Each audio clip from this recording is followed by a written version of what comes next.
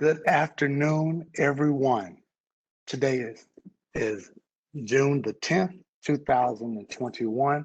It is 12 noon, and I am excited to have an amazing group of leaders in our city to discuss a candid cross-cultural conversation, the future of DE&I in Dallas. My name is Matt Houston, and I serve as committee chair of the Diversity, Equity, and Inclusion Forum that is presented by the University of North Texas at Dallas and Dallas College. Before I get started, I want to thank several individuals who have made these last 3 weeks possible, and that's our committee. You will hear from several of them on this forum today, but I want to acknowledge some of our community partners. And those community partners are members from the Dallas Black Chamber of Commerce, the Greater Dallas Hispanic Chamber of Commerce, DFW Urban League Young Professionals, 4 Oak Cliff, TRHT, Faith in Texas, the Dallas Regional Chamber, Habitat for Humanity, the State Fair of Texas, the African American Leadership Institute, Power in Action, the Given Blueprint, Hey Chica, the Regional Hispanic Contractors Association, and the Southeast Dallas Hispanic Chamber of Commerce. If you would, please thank them as they have contributed not only through marketing, but also through ideas to provide an environment where we can have a safe, candid conversation. Today, we're also going to discuss ways that DE&I is programmed today for the future. We are going to have a robust discussion from industry leaders, nonprofit founders. We also have people who are working within diversity, equity, and inclusion within large systems, in education systems, higher educational systems, et cetera. And so we're very excited to have that. Before we get started, I do want to introduce to you a very important person, and that's Ms. Wanda Boyd. Wanda Boyd serves as our Assistant Vice Chancellor of the UNT system, having diversity, equity, and inclusion in her wheelhouse. And so, Wanda, would you please provide us several points or several remarks before we get started? Yes, thank you, Matt. Good afternoon, everyone. These candid conversations thus far have afforded the constructive and informative framework we, as a committee, had hoped would occur in discussing diversity, equity, and inclusion.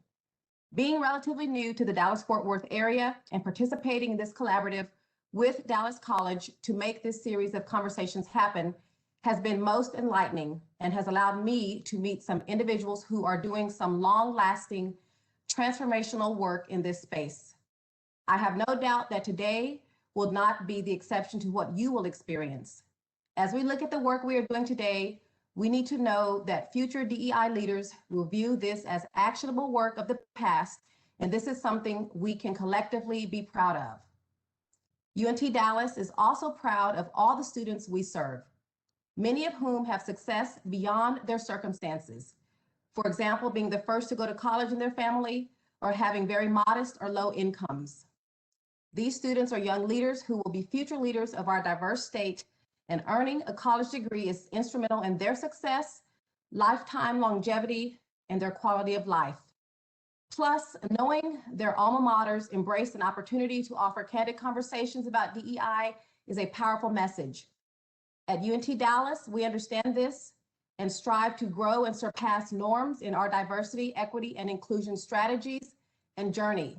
We do this alongside our UNT system downtown headquarters, our satellite campus, UNT, and our Health Science Center to remain committed to approaching DEI in a very deliberate, enthusiastic, and integrated way. I hope for each of you joining us today, you will find your time here well spent. Thank you again to Dallas College, committee members, and all of our supportive partners and today's panelists. Thank you again, Matt.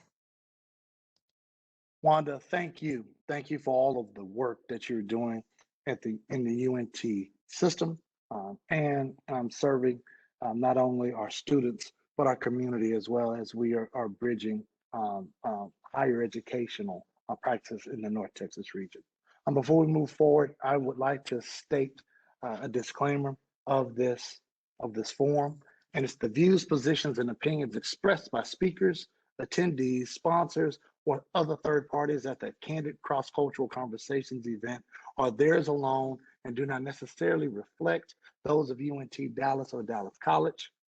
UNT Dallas and Dallas College make no representations as to accuracy, completeness, speakers, attendees, timeliness, suitability, or validity of any information presented by those individuals or sponsors at the Candid Cross-Cultural Conversations event, and will not be liable for any errors, omissions, or delays in this information for any losses, injuries, or damages arising from its display or use. UNT Dallas and Dallas College do not endorse and expressly disclaim all liability relating to any of the products or services provided by the speakers, attendees, or sponsors. All that being said is that we want to ensure that this is a safe space. Now, we have 4 leaders that are in their world, and we acknowledge that diversity, equity, and inclusion is not limited to these 4 ideologies. We know that this conversation needs to exist after these 3-week forums, and it involves many other races, cultures, people who are identified as certain things. All of these discussions should be continuous throughout the summer and into the fall semester. So when you are hearing and receiving different perspectives, please take this in a sense and a platform and a framework of productivity and in love rather than contention and debate.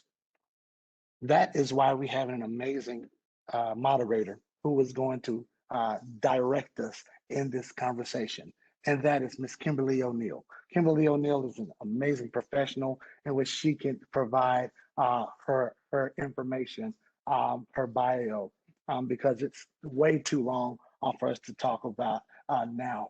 But what I will say is she has been a leader nationally. She's a former city manager, but she has done diversity work for the last 30 years. And she is currently doing things through the Giving Blueprint, building leaders, building infrastructures across the country so that our society can be better. Without further ado, I would like to introduce you all to Kimberly O'Neill. Good morning, and thank you, Matt. I cannot believe we are now in week 3 of this 3-part series, and it has been totally an honor to moderate the conversations. As Matt said, I've been doing diversity, equity, and inclusion work before we called it diversity, equity, and inclusion. And I think that that's where we are right now in the conversations throughout this country. We're at a very pivotal point. During our first week, we talked about the history of Dallas and what diversity, what equity, what racism and bigotry looked like in the city of Dallas. Last week, we talked about what organizations are doing right now. What are we doing to move the needle forward? And this week, to me, is where we really get into the crux of how do we ensure that DEI doesn't feel like or become, or in some cases, continue to be a trend, that we are really looking at justice work. What does it need to look like moving forward from what we have talked about the past 2 weeks, the changes that have happened over the years?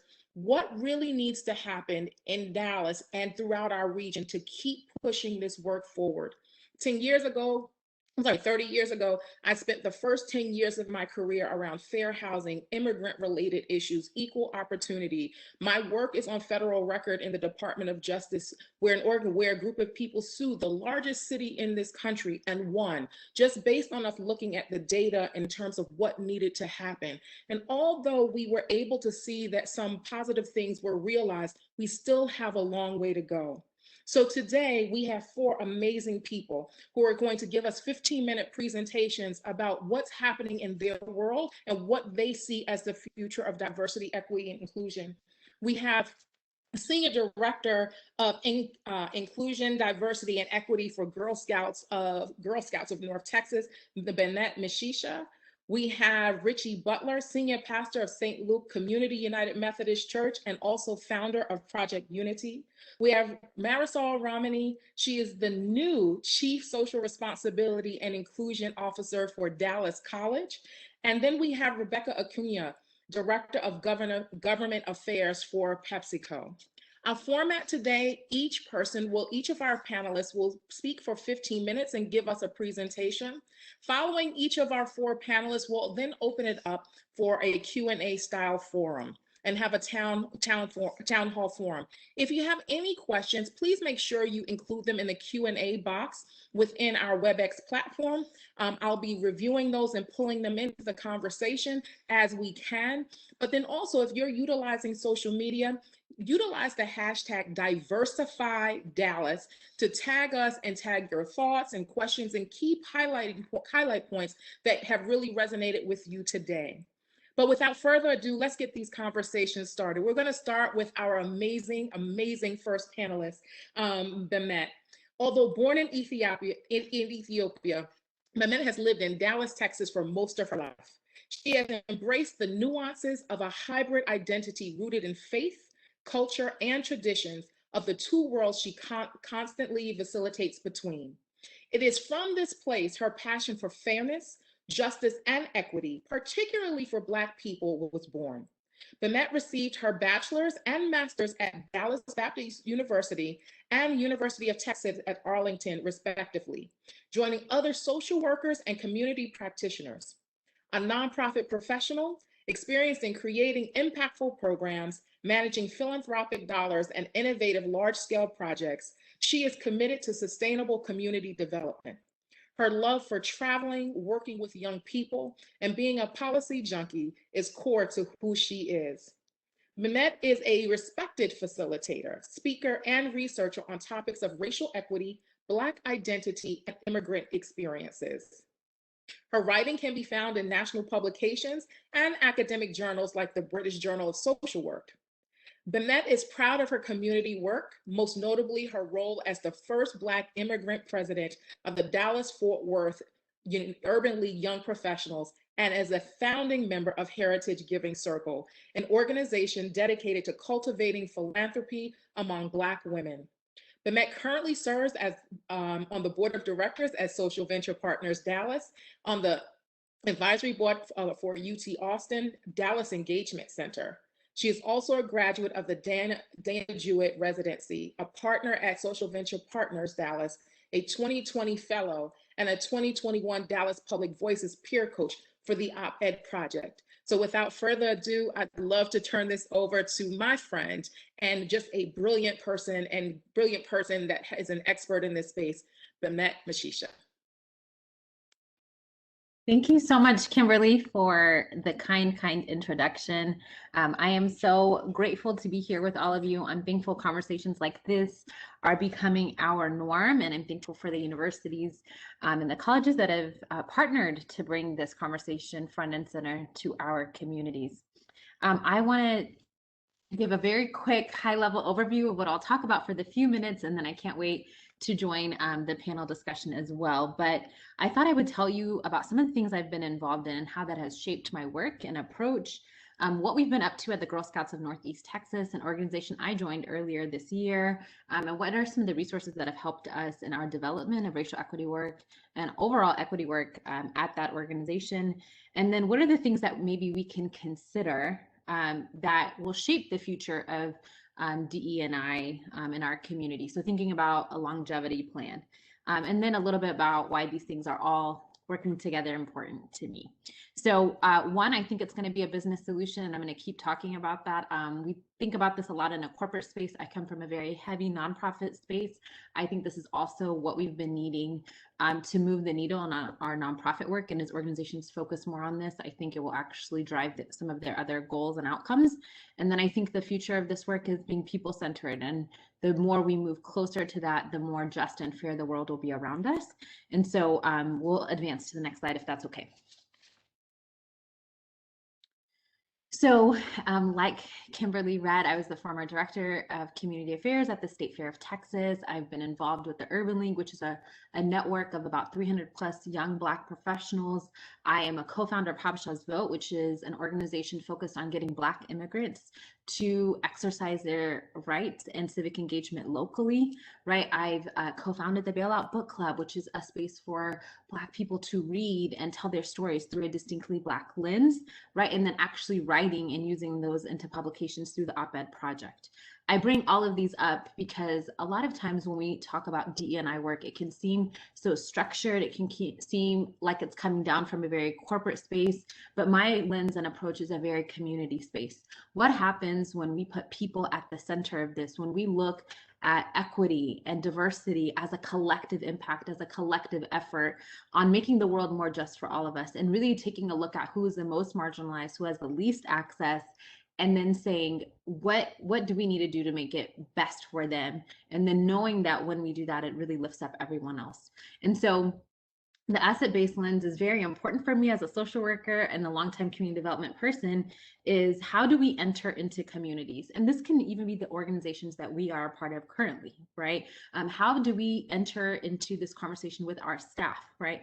Do we come into it from a very power over model, like this is what we're telling you to do, and this is the new law and we need to do it? Or do we build this system and the works and the processes with them, right? How do we invite for them to have ownership in this process? That's what asset-based community development helps us take a look at, how we enter into communities, right? And not even see it only for the deficit or the problems that it has, but what resources are there, what people are already leading, right? It really helps us to have a different lens into this work. And I hope we can begin to take this in our DE&I space. I'm going to keep harping about people at the center, because for a long time, again, sometimes this work has felt a little stale or removed or not proximal to the needs of people, because it's focused on institutions and just driving institutional outcomes or data instead of focusing on humanity, right? And the reason why that's important is because one of the core components or effects of racism in our community is that it dehumanizes people, right? It makes it so much so that we feel it's okay to treat some people unfairly and unjustly, whether interpersonally or through our policies. But when we put value back at the individuals, all individuals that are in our circle, in our network, in our jobs, and then it removes some of those things that have become okay. It allows us to reevaluate traditions and longstanding norms. And so this, I think, has to be a core tenet of that. And then I wanted to call out specifically, I think the future of DE&I work and kind of this background for me is that young people have to remain key stakeholders in this. I've been privileged to work with young people at World Vision, at the State Fair, managed community programs for students, right? A lot of times we don't think about young people as our strategic partners, but we must, right? If this work is going to live on, if this work is going to be different when they take leadership positions and they're the next CEOs, but not even for what they can do 10 years from now, for what they can do right now, right? We want to make schools better for students. Well, we need to invite students into that effort to make schools better, right? We want our educational systems to be just. Well, students have to be the leaders and the drivers of that change. So how do we as adults really begin to look at even our power dynamics that we have with people that are younger and look at them and say, how can we empower them further? How can we empower them intentionally? How can we share power as adults and really model positive youth and adult partnerships in order to build this DE&I work in a long-term way? So we'll go on to the next one. So I'll tell you a little bit about what we've done at Girl Scouts of Northeast Texas. We've done quite a bit in the last few months I've been there. I started in early at the top of this year, and I'm grateful for how they have approached this, and it's really a big part of why I wanted to join the team, is really taking on a very learning spirit and attitude, wanting to look at the organization within before we think about how we're going to put this work out, whether it's to the girls that we serve, the families, or our volunteers. So year one of our strategy has been focused on staff, and we're getting ready to kick that off. We've done everything from, listening tours to looking at policies, looking at the systems that are already existing. And I'm grateful for who we've been able to do this with. In February, we joined the Dallas TRHT cohort, the Racial Equity Now cohort, which you mentioned them as kind of one of the supporters of these conversations. And that has given us some very strategic tools to take a look at our organization, at our policies, at the history of the communities we live in. And so we are at the beginning of really implementing these changes. I am proud because many organizations started this journey, early last year, middle of last year, because of what was happening in the country. And I'll talk a little bit about how some of those desires and commitments haven't matriculated or been realized, but I'm grateful for how they have been very strictly observed, how they have been integrated across staff, across our board. And I'll talk a little bit more specific about those things and how that's showing up and how I think that will also shape what we have coming up in the next few years. So we'll go next. So one of the things the main question I always get when I, both within the organization, outside of the organization, is what's Girl Scout going to do? You're the new senior director. Here's the new department. How are you going to accomplish DE&I work? Well, at Girl Scouts, we call it IDEA because it also gives us the opportunity to consider access, right? So the A standing for accessibility, and then the I inclusion, D diversity, and E for equity. And I love talking about how IDEA, or this kind of framework, is really our destination, right? It is both where we want to end up, but also how we will get there. And so instead of saying, here's 5 steps we're going to take, here's, in 3 years, we're going to revamp it in this way, it really is addressing what do we want to happen to our Girl Scout? What is the world and the environment in which we want them to experience, right? Because then that gives us a broader scope to review, to hold ourselves accountable. And so this is how we take a look at that. We want a Girl Scout world in a community in which girls can fairly access services, right? Our services, the services in their community. When we think about diversity, it's not just about making sure that there's different types of people in a room, but that the power of that representation really impacts how girls make decisions long term, right? So seeing herself reflected at all levels within the organization and all entry points. Belonging as her authentic self with a full identity, right? We sometimes make certain aspects of people's identities welcome and others not so much. So how can we challenge ourselves to be an organization where this is actually truly possible? And this for us falls under that umbrella of inclusion and belonging. And then when we think about the experiences that people are having on our properties, on our sites, is it truly equitable, right? And so this is kind of how I talk about, this is where we want to go. This is the radically inclusive Girl Scouts I'm dreaming up alongside of the people I have the privilege of working with. We'll go next.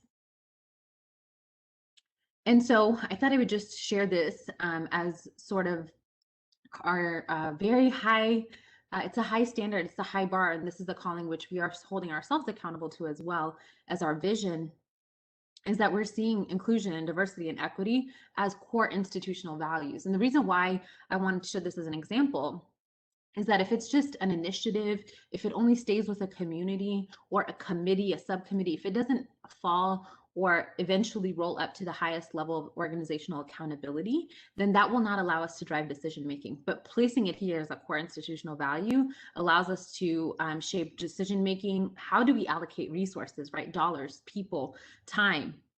How do we develop policies and practices? Girl Scouts of USA, including GSNetX, really committed last year to becoming an anti-racist organization. That means you have to look at justice, right? So how do we foster a just and fair Girl Scout community that makes our staff, our volunteers, and our girls stronger? And that looks like actively removing barriers, right? And creating empowered experiences through this culture of belonging. And we identified ways in which this can be lived out. Again, we don't want this to be an initiative, a desire. We want to identify specific buckets in which these things will live out. So this helps us to address the interpersonal, our programming, our processes, and even the physical building and spaces, which I love talking about properties because we need to talk about equitable placemaking as well, especially to drive belonging and inclusive to reach some of those goals. All right, we'll go next. I love even talking about this with our team, and thought it's important for us to talk about here. And there's a couple versions of this, I'm sure you've seen it, but what is the difference between equality, between what is equity, and then what is justice, right? And how do we hold ourselves to these standards? And it's not that you're going to get to justice overnight, but it is actively identifying and removing some of those things. And when we think about the future of DE&I, when we think about our organizations like our Dallas College or UNT Dallas or others who are a part of this, how do we take this framework and really apply this to the places in which we belong, where we work, right? Do we have an equality statement? Do we have an equity statement? Or do we have a justice-oriented way of working? And if we don't, what is stopping us, right? What are the things that are already in place, perhaps that we can't control, that we are subject to, or perhaps that we have a lot more power than we thought we did, right? And so these are just some of the things we're considering at Girl Scouts as well. You can go next. So that brings me to kind of this final question, which is, what is the future of DE&I in Dallas? So I've talked about the things I'm super passionate about and why this work means so much to me. Kimberly talked about me being an Ethiopian woman and a Black immigrant, right? I've worked with young people. I come from a very community development lens. Here we are at Girl Scouts using those principles to shape what we think is a more just world in a way that we can really serve more of our Northeast Texas community. And so how does that really play into where are we headed as a community? Where are we headed as a city? What is the future of this equity work, this idea work, right, in our Dallas or even broader in our DFW Metroplex? And so I wanted to think about 3 questions. Is when we think about this, what should we be measuring? So one of the, I'm not sure if you all are familiar with Katika Roy, who is a gender economist, and she gave a presentation during Women's History Month in March for the Harvard Business Review. It's a phenomenal read.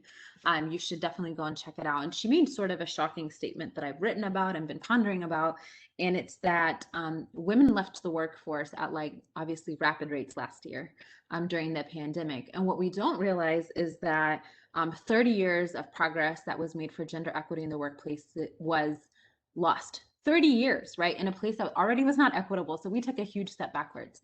She also asserted that 22 years of making, strides to bridge the pay equity gap was lost as well.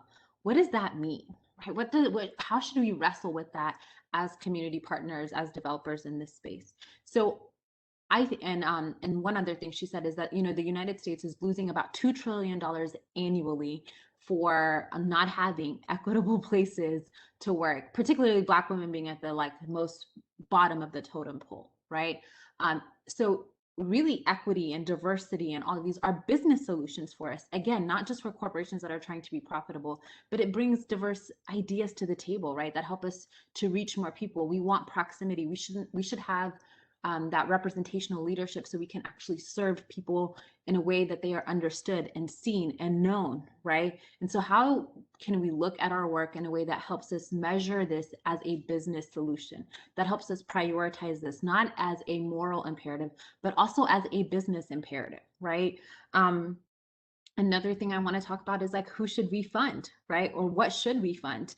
And that also has to not just be about philanthropists and grant making because this work needs to be funded, but also who do we hire as consultants? Who do we bring in, right?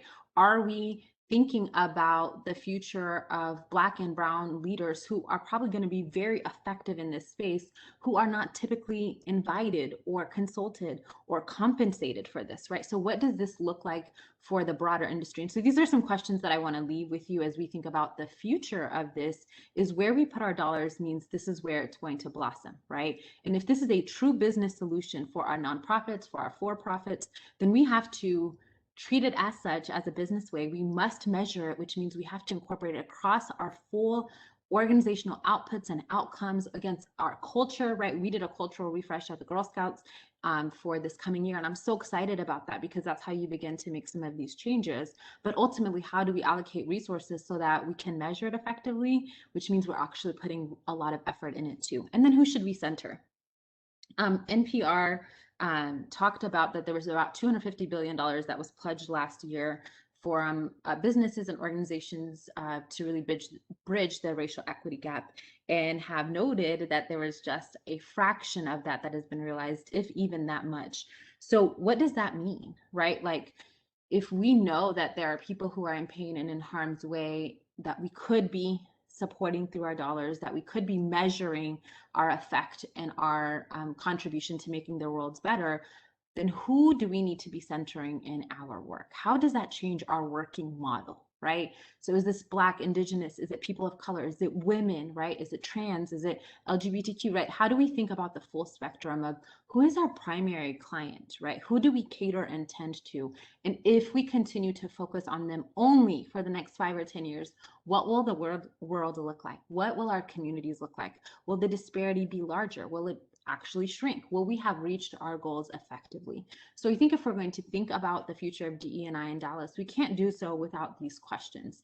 And my hope is that organizations don't see this as a do good or social impact component, but as a core component of their mission and strategy to be effective, to be profitable. I hope that they're going to allocate resources to it in such a way that 5 or 10 years from now, they will know that what they have watered is what has grown, and that literally translates into how we put staff and resources to that, and also who we uplift and center in that work. And then how do we center the people we want to most serve, and holding ourselves accountable for that by looking at data, by being honest, by being transparent. We can't move forward if we're not clear about even where our shortcomings are. And I hope we have the courage. A lot of times courage in this work is considered as making those hard decisions or politically controversial ones. But I really think courage is having the humility to say, you know, we thought we were doing it right, and we thought we were serving people effectively, and we thought we had the best intentions of our students, but our policies don't reflect that. When we take a look at what that has contributed to, it hasn't actually led us to where we need to go. So we're ready to make some of those changes. And I think if our Dallas leaders and organizations are having those kinds of conversations, then the future of DE&I in Dallas is bright. I think it will be a growing workforce because it will become a mainstream workforce and not an add-on or a 1 to 2 staffed department. It will be a core department within all organizations working cross collaboratively and cross-functionally within the organization. So I'll stop there. I hope that those are some questions that are worth considering, and a little background, and happy to chime in more as needed. That was so good. I have so many notes, but the 2 points as we transition to Richie Butler, Mehmet, the 2 things that stuck out immediately when you talked about young people having to remain in the center of the work. And one of the things that I always tell my students is that there hasn't been any major movement for good and justice in this country without the impact and influence of an engagement with young people. If we really look at significant change. And I'm also so glad that you brought up the point, not just looking at equity and equality, but looking at justice and what justice really looks like, because many times we move to initiatives around diversity, equity, and inclusion without really paying attention to or admitting or acknowledging what has happened in the past. So how can we even get to the point of collective and true solutions for justice if we've not even addressed it? Because then we're picking and choosing. And quite honestly, when we begin to pick and choose, what we're really doing is saying, without sometimes directly saying it, we're doing what's best for optics and not what's really best for the people and the communities that we're serving. So thank you for your time, your presentation, and I can't wait to jump into the town hall session because I have some additional questions for you and the rest of the group after. So thank you. And so as we're bringing up our next presentation, I'm going to introduce our panelists. Richie Butler is the senior pastor of the historic St. Luke Community United Methodist Church in Dallas and founder of Project Unity. Richie has over 20 years of experience in private equity real estate investment, capital markets, and institutional asset management. He has been responsible for over $1 billion of institutional real estate investment and fund management activity throughout the United States. Richie's civic work through Project Unity focuses on bridging societal divides through its Together We programs like Together We Ball, Pastors, Police, and Community Basketball event, Together We Dine, Together We Learn, and Together We Sing. In 2020, he launched Together We Test program to address the lack of COVID-19 testing in communities of color, as well as Together We Can initiative to address what can I do? The question people have been asking in response to the death of George Floyd. Richie is in response to the 5 Dallas police officers who were ambushed in 2016. He launched the Year of Unity in 2017, a community-wide initiative to help bridge racial community divides, where the 43rd president of the United States, George W. Bush, serves as the honorary chair. Richie's Together We Test program provided 5 testing sites in underserved communities in North Texas, which tested nearly 8,000. Most recently, he launched Together Test We Vaccine that is providing vaccines to underserved communities. Richie's current board appointments and civic involvements include Southern Methodist University Board of Trustees, Communities Foundation of Texas Board of Trustees, Texas Methodist Foundation Board of Trustees, an independent board of director of Brookshire Grocery Company, as well as a member of the Real Estate Executive Council. He holds degrees from Southern Methodist University and Harvard University, and extended studies in urban planning at MIT, and was the recipient of a Ford Foundation Fellowship to study art history and political science in Europe. He is a recipient of the 2021 Dallas Business Journal Leaders in Diversity Award and a past recipient of the SMU Distinguished Alumni Emerging Leader Award, the Minority Business Leader Award from the Dallas Business Journal, and Dallas Bar Association Martin Luther King Jr. Justice Award recipient. Richie is married to Tanisha Strambler Butler, and they have 2 children, Emily and Ford. And without further ado, I turn it over to Richie Butler, and we welcome you to the platform today. Thank you, Kimberly. And first of all, I want to acknowledge Bimnet and her presentation. I think it was spot on. If I, in a church setting, I would just say amen and take my seat, because I think she helped pretty much summed it up. But I want to take this opportunity to sort of drill into some of the work that we've been doing at Project Unity, and how I believe it is helping to forecast and also move us into the future of what we classify as diversity, equity, and inclusion. And Kimberly, as you've already outlined, it's probably just been past 5 years that we moved from diversity and inclusion to diversity, equity, and inclusion. So it has definitely evolved. You can move to the next slide. I want to give some context around my background, and in particular Project Unity. As it's been noted, very diverse background. I've been in the private equity real estate space and investing all over the country.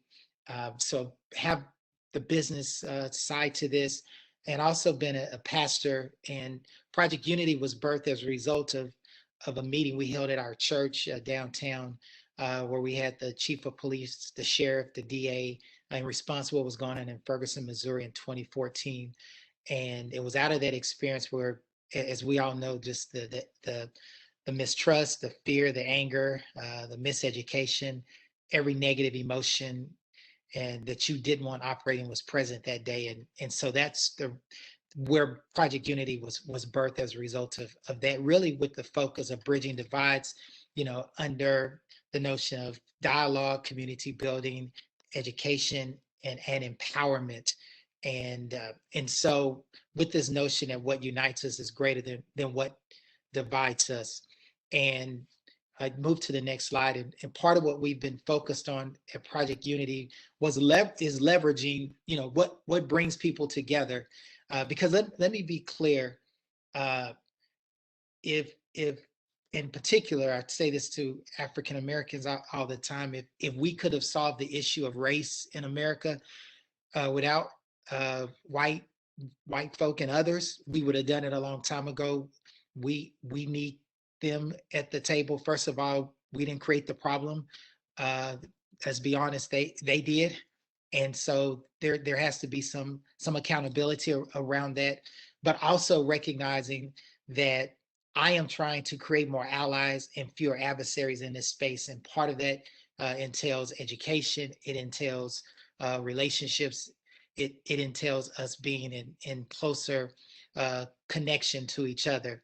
And so we're always focused on this notion through our programming, Together We. So if you see something out in the marketplace and, it's Together We Jump, is probably a Project Unity sponsored program and or event. But in particular, we leaned into police community relations work and started our Together We Ball. And it was a collaboration between us as a community and law enforcement. So we did not, law enforcement didn't create it, and we did not create it. We came together to say, how can we work in collaboration with each other? And that event, and we're now partners with the Dallas Mavericks. We then launched Together We Learn, and there is now a state law in Texas because of our Together We Learn program that is requires education on all sides. It requires law enforcement when they're supposed to go back and get certified for firearms to be educated and better trained and interacting with community. Also, there's a community component when a student goes to get his or her driver's license, they're supposed to be trained. Unfortunately, it all boils down, and I think Vinette mentioned this, around resources and allocation. And just because it's a law doesn't mean it gets enforced because of a lack of resources. And so that's one of the areas we have to address. And then we launched a program, our Together We Dine, where we bring people together, have safe, courageous conversations about a topic that we don't want to engage, but again, a race. But again, trying to educate and make sure that we're creating more allies and fewer adversaries in this area and space. And let's be real, when we think about the issues of race and some of these topics, there are people who may have an interest or want to learn more, want to dig in, but they're like, where do I begin? I mean, what's the, and it's such a controversial space and place. I mean, you just bring the word race up, and you can take people from 0 to 100 in a nanosecond. And so how do we engage people and get them on track and being a part of the solution?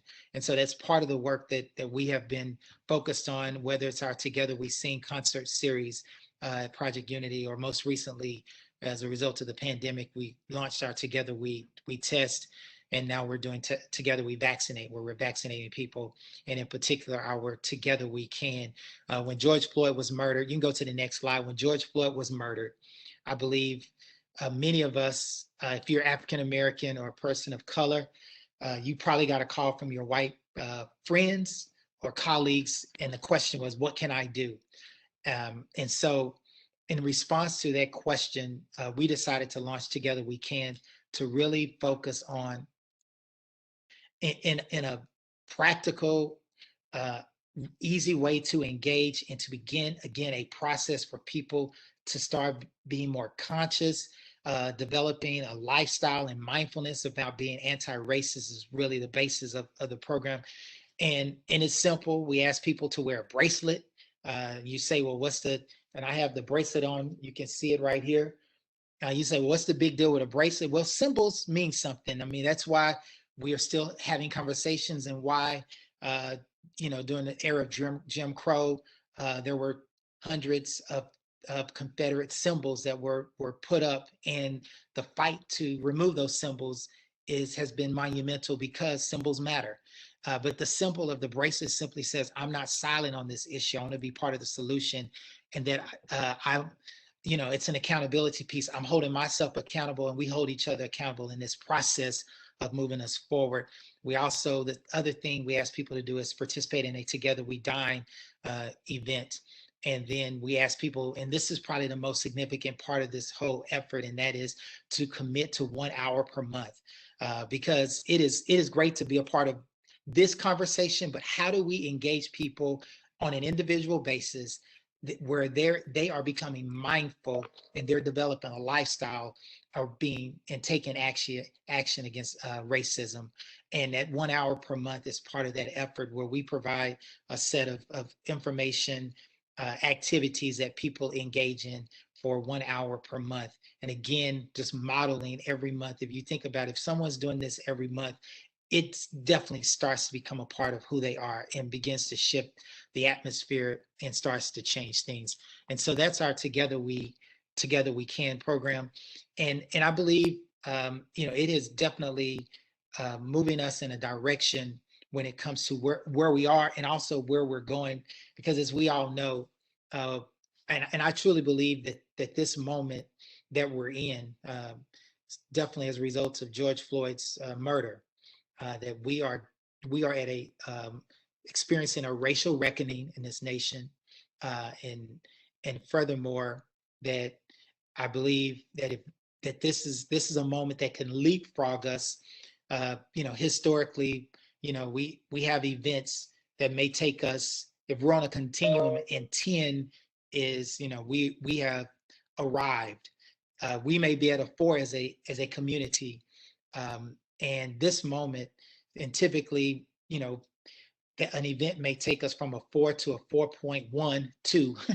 But I think this moment literally can elevate us from a 4 to a 6, or leapfrog us in so many different ways, if we are very thoughtful and if we're consistent and focused on, and also recognizing that we've got to figure out how we engage, a broader base of individuals who are aware, don't know what to do, but are aware that we have real serious issues and challenges and problems in our nation. And so we are focused on that in the work. And I think that's the important aspect. And I also will acknowledge, because I serve on a number of boards, and recognize that in this moment, organizations are moving from this being an initiative to this being part of their institutional framework. I can name, a number of organizations that, and companies, where now DEI is not an initiative. It is part of the executive committee. It's a committee of the board. And just like you have a finance committee, you have audit committee, you have a DEI committee, which means that it doesn't matter who's the CEO or the president or who's on the board. This is part of who we are. And so I think that is part of the framework that moves this work into the future, and hopefully allows for it to become sustainable and part of the long-term solution to the challenges that we are facing and continue to face, and moving the needle forward. Move to the next slide. And real quick, I just want to offer this up as we think about, the future of DEI and our work at Project Unity. One, we know with DEI, diversity, equity, inclusion, but I also want to add that I think, is moving us to DAI, and that is decision makers. Because let's be real, if decision makers and decision making isn't focused on DEI, it will fall by the wayside, and it will not have a future. And therefore, we need people who are diverse in roles of decision making. Those are at the table, either the C-suites, on the board, and driving those decisions. And then also understanding that that A is not just about equity, but it's about access, it's about accountability. And BIMNet made this point, it's about assets, and recognizing all of those components will help move us forward. And then the I, from my perspective, is not just inclusion, but investment. And I think this is so critical, because from a business standpoint, oftentimes in business, we see this work almost as we see charity, as we see it as philanthropic. And there is a different mindset when you put the lens of investment on the conversation versus inclusion or versus charity. And because investment means that there's a value, a real value, and a value that I know is at X today, and it can be Y tomorrow if I make the investment. to begin to shift that mindset. And also the numbers speak for itself when we think about, communities of color, and the real business prospect and opportunity that is before us, from that framework. And so helping people understand this is not charity. This is about investment, and and when you make an investment, you're looking for a return, and we need that return because it's only going to make us all better. And the other thing I'll just say when it comes to is this, radius, reason, and relationship. As a kid, we're taught that if you're going to be successful in education, you've got the 3 R's: writing, reading, and arithmetic. Well, I think if we're going to be successful in true moving DEI forward, it's got to be about radius. That means putting us in proximity to each other. It's got to be reason, education, understanding, learning, and relationship. Relationships matter. People take risks when they have a relationship. If they don't have a relationship, they're not going to take the risk. And so we've got to keep that kind of frame of reference: radius, reason, and relationship. And next slide real quick, and I'm finished. When we think about the future, especially for Project Unity, as I talked about, Together We Sing, Together We Ball, Together We Can, all those programs really are moving us toward what we're classifying strategically as Together We Build. There are pillars that sustain community. And what we want to do is help lean into those pillars and also assist those allies that we're able to nurture, develop, educate, and bring along this pathway and get them engaged. And I'll close with this. We are partnering with a physicians group called Catalyst Health Network, and we launched our Together We Test programming with them in partnership. Well, we recognize with Catalyst that this pandemic, the need for testing, and now the need for vaccinations is a reminder that there is a larger health issue around the inequities and discrepancies when it comes to healthcare service delivery and outcomes in communities of color. And so we are working in collaboration to look at how we create a new business model that can deliver a different type of healthcare service, getting the outcomes and the results that we all desire and need, and improving communities. And please understand, this company would have never leaned in this if it hadn't been because of the work of our DEI and our efforts around our Together We programming that got them engaged and recognizing that we have a challenge and an issue, and brought their specific skill set as a healthcare provider into this space. And so I just want us to understand, whether it's housing, education, health, safety, commerce, finance, services, whatever it is, those are pillars that represent. And when we think about it, when it comes to race, typically communities of color are disproportionately impacted, and those pillars oftentimes are teetering or unstable. And so we have to stabilize those pillars. And so that's what Project Unity is building toward, this Together We Build, where we create a force of support through our corporate partners, through our programming that we've already established, to really bring about sustainable communities in leveraging these pillars. The last slide is, and I don't know if you can do the video, but I just want to share this brief video on our can. Can you click that, and hopefully the video will show. If not, we will.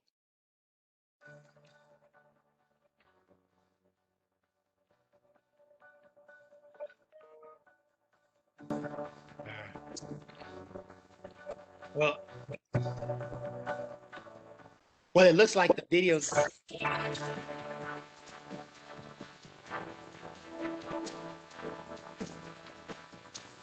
Okay, the video didn't work. That has more to do with my tech skills than anyone else's.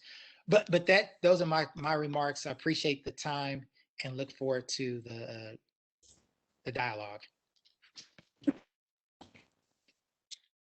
Thank you so much, Richie. This was really good, and I love the fact that you came in second behind Bennett, because I think the center of the conversation around community is so important, because I think oftentimes when we talk about diversity, equity, and inclusion, the one thing people think about, and sometimes the one place where people stop, is on employment.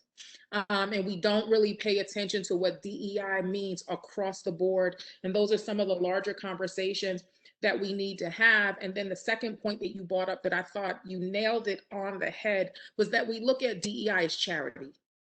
And we're not looking at DEI as identifying where there are challenges and opportunities and gaps, and working on policy and changes that continue to help us move forward, because charity is subjective and it's based on what our interest is. And so we can't look at DEI based on interest. We have to look at it for what it is. And it's about bringing solutions to the table that continue over time. So I look forward to the Q&A session.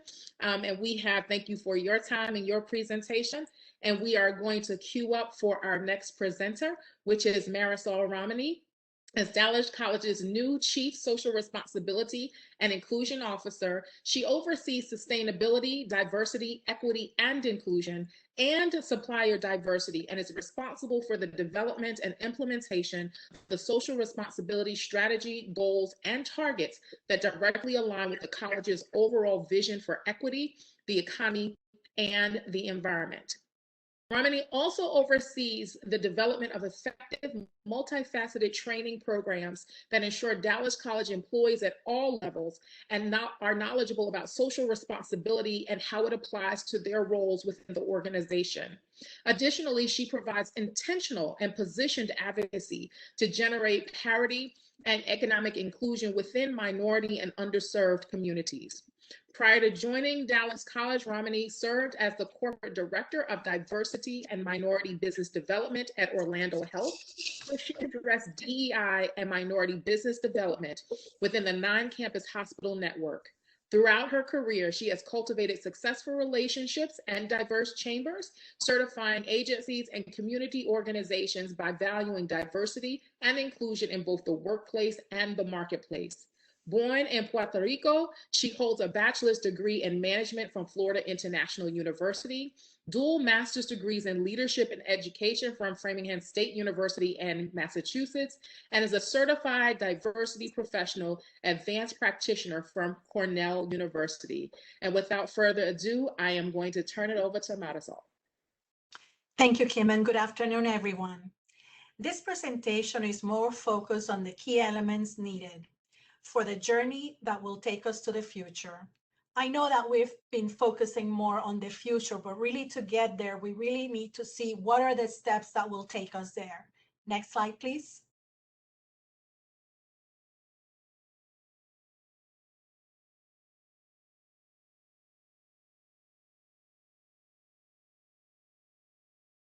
Next slide, please.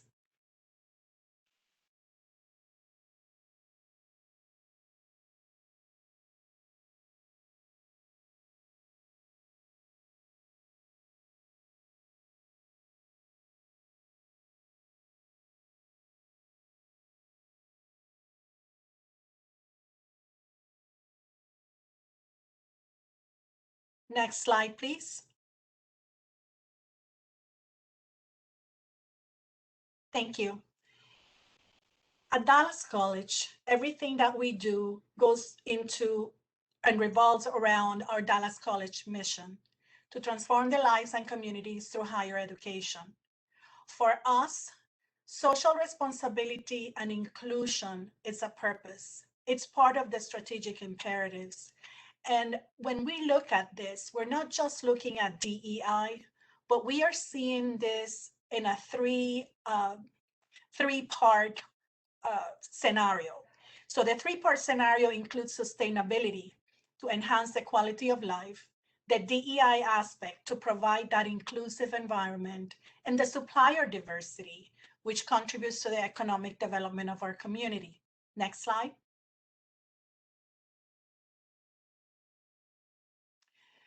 So let's talk about sustainability. For us and for most people, when you hear about sustainability, the focus is typically on the environment piece.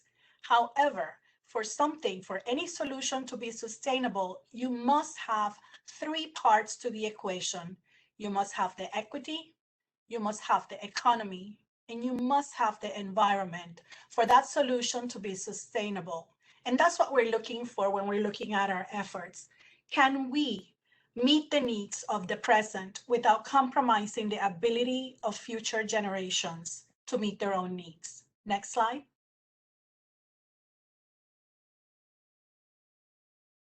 How do we do sustainability? Like I mentioned before, most people are focused on the green part, on the environment, but we are looking at 17 sustainable development goals supported by the United Nations, and these are global goals. Most people are focused, and you've heard about food security, you've heard about other of these goals, and perhaps in different ways, but these are the ones that we are focusing. So when you're looking at your efforts, we're looking at the how-to. What is it that you have that can provide you with a good foundation for your program so that that journey can really take you into the future? Well, you need your goals, but you also need, how do you measure those goals? We're looking at the STARS report to be able to measure how we at Dallas College are arriving at our sustainable development goals. Some of the things that we look at when you're looking at the STARS programs is things like the campus as a living laboratory, waste minimization, building energy efficiency, and food and beverage purchasing. Those are some of the things that get measured within this particular report. Next slide.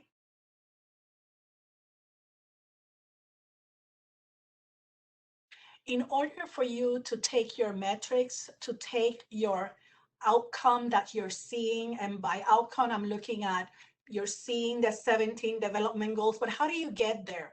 So you need to create your own internal goals that align with your strategic priority, but that show an outcome and a metric so that you're able to present to not just the regulatory agencies or to the reporting agencies, but that you're able to take back to your board.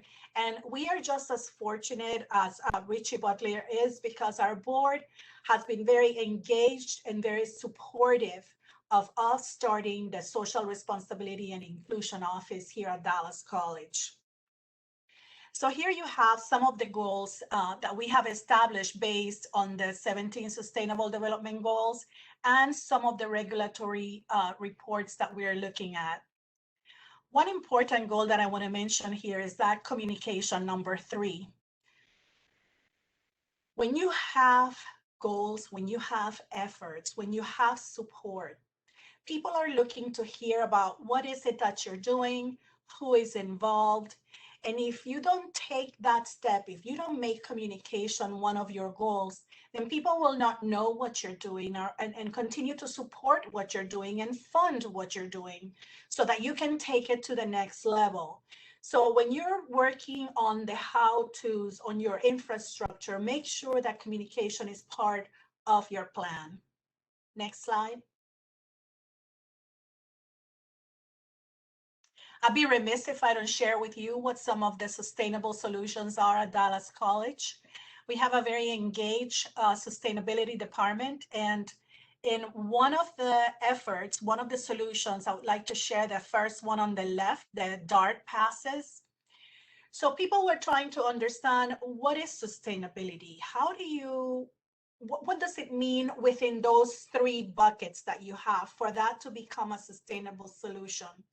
So let's take, for instance, the DART passes. Sometimes when people hear that students are receiving a DART pass at no cost to them, people may interpret that as being a handout. I want to take it a step further and call it a solution. How do we say that is a solution? On the equity piece, we're talking about being able to provide that student with a solution that's going to be able to keep them and bring them into our educational institution to receive the education. From the environment perspective, that student is one, if they're taking that DART pass, they're not using a car, reducing the pollution that we're putting out in our environment.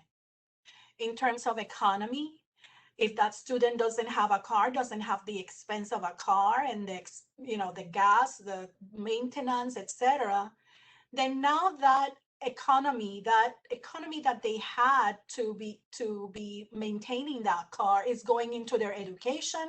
It may be going into their housing. It may also be going into their food, sustaining to be able to go through their day. Next slide.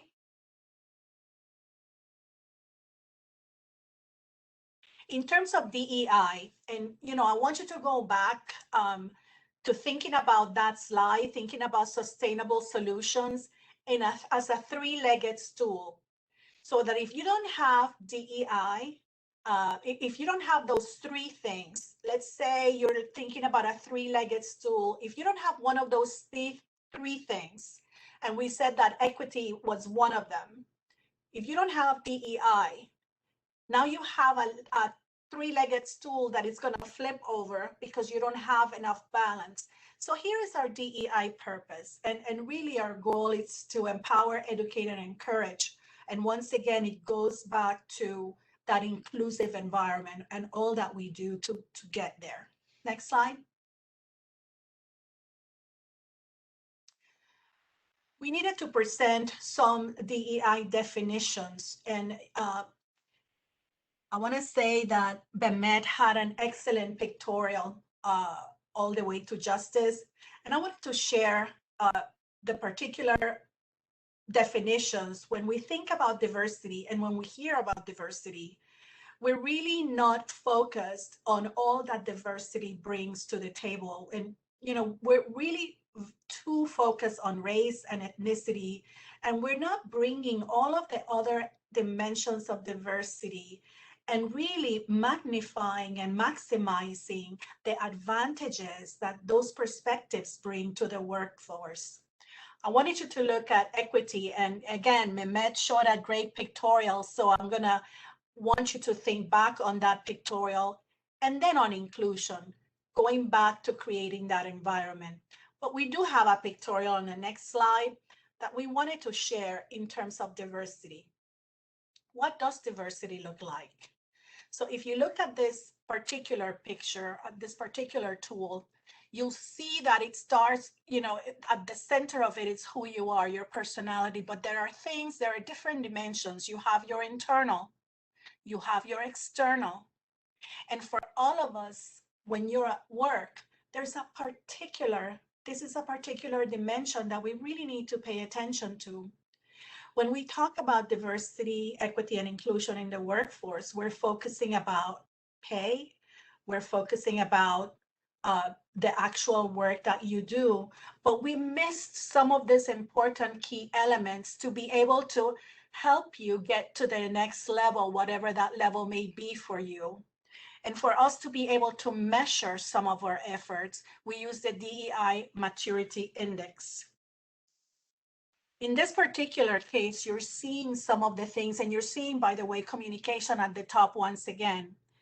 And in the communication and education piece, when it talks about communication and education, it talks about making sure that you're defining your terminology, that you're incorporating it into the mission and strategic priorities, that you're using that inclusive language in policies and procedures, that you're demonstrating the value of DEI by top leaders.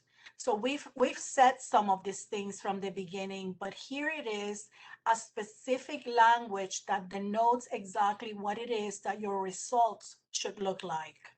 On the assessment part, it talks about the representation of protected groups, in this case by faculty and staff, equitable pay, collection of data.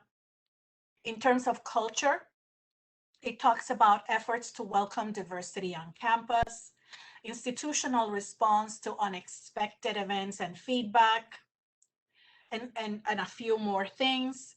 Then you get to the investment and infrastructure. It talks about the dedicated staff for DEI. It talks about the dedicated financial resources. Even though we're talking about investment and infrastructure, it talks about communication of priorities and outcomes across the institution.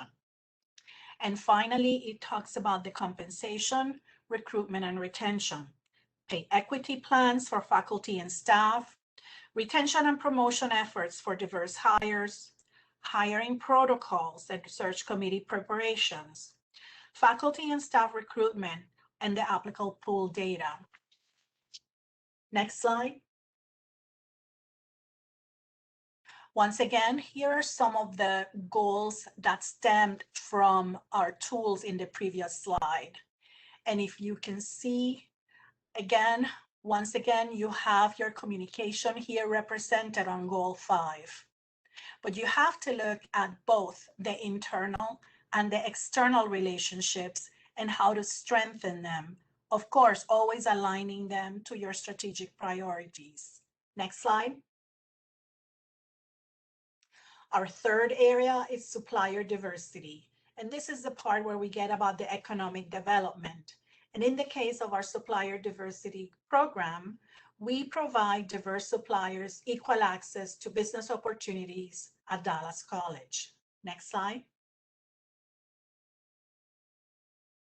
Within the program, it's important to note that many programs are focused typically on minority business enterprises and women-owned businesses. At Dallas College, our supplier diversity program will also now include other diverse enterprises, such as veteran-owned businesses, LGBT-owned, service-disabled, veteran-owned, and more. Next slide. Once again, everything that we do needs to have the goal, once again, going back to the strategic priorities. And going back to the beginning of our presentation, we talk about the fact that for us, social responsibility and inclusion includes sustainability, DE&I, and supplier diversity. And in this case, this one touches more on the economy side and the economic development of our community. For this particular program, the advantage, the measurement goes to the connections that we make, to how buyers from purchasing and facilities for suppliers are wanting to do business with Dallas College. We talk about mentorship, to become business ready for doing business with Dallas College. That is mentorship that we provide to suppliers that are looking to do business with Dallas College. And then finally in this program, once again, the communication piece. What are some of the outreach activities that you can have to be able to communicate upcoming business opportunities? So all of these things create a framework.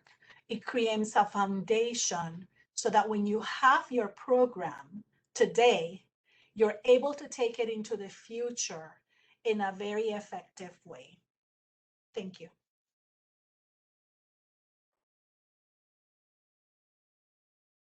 Thank you so much, Marisol. This is, I have a few takeaways, but I am a numbers person. And so when you started off with metrics, everything for me, my antenna just went up because we can't really talk about change without talking about metrics.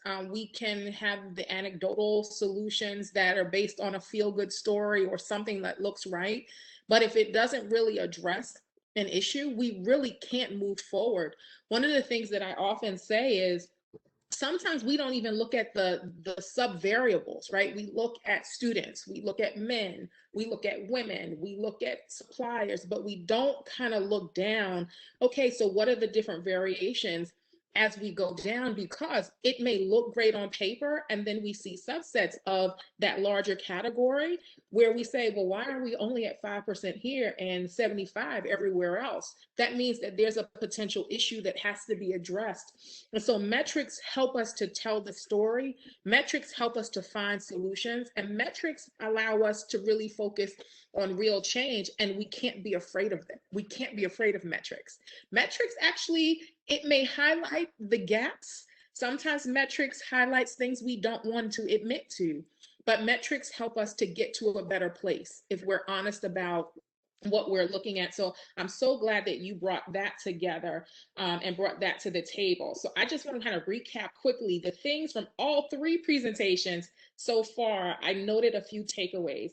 One is that we have to include community. and everything that we do.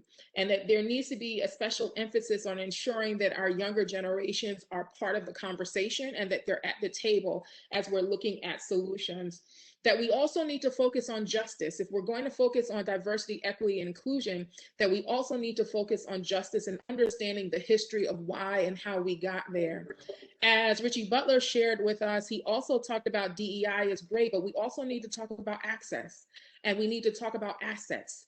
And we need to look at different things that also are just as important in focusing on the terminology of diversity, equity, and inclusion. And that there has to be this multi-sectoral approach to this. This is not just community, this is not just government, this is not just higher education. And as we prepare for our final presentation, it's not just the corporate sector, that we're all a part of the conversation, and we all have a place and a role in ensuring that there's justice, equity, diversity, and inclusion, not just in employment, but within our communities and within the things that make the real world accessible to all of us. And then finally, Marisol, you talked about students receiving the subsidy, the cards to get on public transportation. And I think that's when we begin to say, well, yes, that was a handout. Some people will immediately say, yes, that was a handout. But did we look at what that quote unquote handout did for the general community? And when we look at the economic issues, when we focus on diversity, equity, and inclusion, what we're focusing on is economic development. And economic development impacts all of us. Some of us, we may be able to connect the dots with a lot more intention because it will immediately improve the quality of lives. But at the end of the day, DEI has an economic impact on all of us, and we should all be concerned, even if we don't understand that direct connection to us in that particular moment. So Marisol, thank you so much for that presentation. It just took me back to my days of government and performance audits and always having to look at information. So I appreciate you for that. Thank you. And we are now bringing up our final speaker this afternoon, and it's going to be Rebecca Acuna. Rebecca is the Director of Government Affairs for PepsiCo, where she represents the global portfolio before public policymakers and opinion leaders in 7 states. Prior to joining PepsiCo, she was the Executive Director of the Latino Center for Leadership Development. A veteran of the Texas State Capitol, Rebecca served as the Chief of Staff and Communications Director for 3 members of the Texas House of Representatives and 1 member of Congress. Rebecca was selected for a 2020 to 2021 Marshall Memorial Fellowship, an international leadership development program for American and European professionals engaged in transatlantic cooperation. DCEO magazine highlighted her in its 2021 edition of the Dallas 500, profiling the most influential leaders in North Texas. In 2020, Rebecca was recognized by the Dallas Business Journal as one of the 40 under 40. Rebecca is active in civic affairs and volunteers on the board of directors for Ignite Texas, the Child Care Group of Dallas, and the Workforce Solutions of Greater Dallas. And without further ado, I'm going to turn over our time to our final presenter today, Rebecca Acuna. Welcome, Rebecca. Hey, thank you, Kimberly, for that generous introduction. Now, I would like to share a little bit about me personally. I am an immigrant from Mexico who came to the United States at age 6 and grew up on the Texas-Mexico border. And although I didn't move to Dallas, Texas until 2015, my story of success starts right here at Dallas College. And here's why. Early on, Dallas College, people right here in Dallas recognized that we had a situation that we were excluding the immigrant students who attended high schools from continuing that education at colleges. So Dallas college system changed its own rules to allow immigrant students who were longtime residents of the state to attend college. And it was such a good idea that the state legislature copied their idea and passed it. And a state law that got passed when I was just 17 years old, allowing immigrant students in the state of Texas who were raised here and graduated from high schools to attend public universities changed my life. And it was because of that law that I was able to continue my education, and I went on to attend and graduate from the University of Texas. But what was even almost as valuable was the lesson that I learned that a state law can change not just one person's life, but generations for a family. And that's why I got involved in state and government. That's why I started to work in this field. I had seen the impact. And then years after working in that sector, that is why I chose to transition to a company who I believed was making a difference for thousands of families in terms of employment or community. So let's go next slide. I'll do a brief overview about who we are as a company. You may have heard of PepsiCo. We are one of the world's leading food and beverage companies. Our products are enjoyed in more than 200 countries across the world. You know us as a food and beverage company, but we're also an agricultural company, a manufacturing company, a transportation company, and a community partner. We purchase and source potatoes, grains, fruit, vegetables, oil, and more from growers of all sizes across the country. We're also a leader in transportation and logistics, owning one of the nation's largest commercial fleets in the country and one of the largest fleets of electric vehicles. And with this magnitude, we understand that we have impact. We employ thousands of good paying jobs and benefits. And particularly today, you can see our PepsiCo footprint in Texas, right? So we employ more than 13,200 associates right here in Texas. In DFW, it's 7,200 associates, and a full quarter of our 7,200 associates call Southern Dallas home. So what do we recognize? We're a large company. If we want to continue at this scale, we know we have to attract the best talent, that we have to be a place people love to work at, with continuous investment in employees and the communities in which we live and work. So next slide, please. Recognizing that we need to provide even more service to the community in which we live and work, we launched Southern Dallas Thrives in 2018. Because we said that 25% of our associates call Southern Dallas home, this was about investing in home base. This is about looking out not just for community, but for ourselves as a business. So Southern Dallas Thrives was announced in a way to take aim at 4 key issues that are obstacles to families, right? That's access to nutritious food, jobs, education, and childcare. Since this was first announced in 2018, we're proud we've gained some momentum. We've partnered with different community groups. We've committed more than 1.6 million to workforce development and childcare opportunities initiatives for the Southern sector. We've delivered more than 1 million meals, nutritious meals, through our Food for Good program. We are proud to be the PTech partner for South Oak Cliff Collegiate Academy, where we've provided more than 1,100 hours of mentoring and career education, summer internships for students, supported the creation of a resource room, and provided hundreds of thousands for COVID-19 support for nonprofits and agencies making an impact in Southern Dallas. Aside from our ongoing commitment and commitment to initiatives in the Southern sector, we also launched, after the murder of George Floyd, our racial equality journey. Next slide, please. So our journey to racial equality, I can sum it up in it impacts people, business, and community. We examined our own numbers, and we have a great story to tell as one of the largest companies in the world, but we know that we can always be better.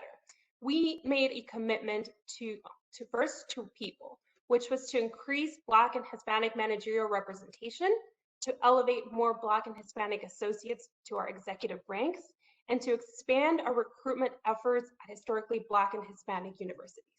In business, I talked about what a large company we are, and with that, we can make a difference with other suppliers. So we've made an effort, and we've put our money where our mouth is, to invest in Black and Hispanic businesses. to increase our spending with Black and Hispanic suppliers and to build a diverse supplier capability in areas such as agriculture and sustainable packaging.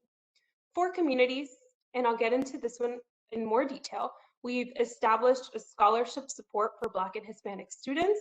We have also provided community impact grants to address systemic issues, and we've invested to launch a community leader fellowship program. Next slide, please. Aside from our journey to racial equality, we also launched just this March our Women's Workforce Initiative. Our Workforce Readiness Initiative is a program that seeks to provide 550 women in Southern Dallas with the necessary social support, technical and soft skills training needed to secure employment in high growth industries. Think of advanced manufacturing and logistics, sales and manufacturing, food and hospitality management, and other.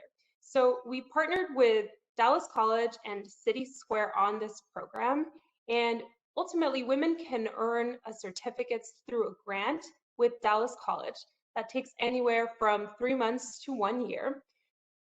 But aside from the certificate, we know that there are other obstacles outside from a training certificate, and that's where our partnership with City Square comes in. So through City Square, the women in our program will receive social support, so access to things like housing, transportation, childcare, as well as food and nutritional support, soft skills training. These are life skills training that will take place at City Square that include financial coaching, networking, resume development, interview preparation, and recommendations for work environment wardrobe, and technical skills training. So these will include tracks from Dallas College at City Square and nearby Dallas College campuses that will lead to real career paths, again, in the sectors where there is high demand.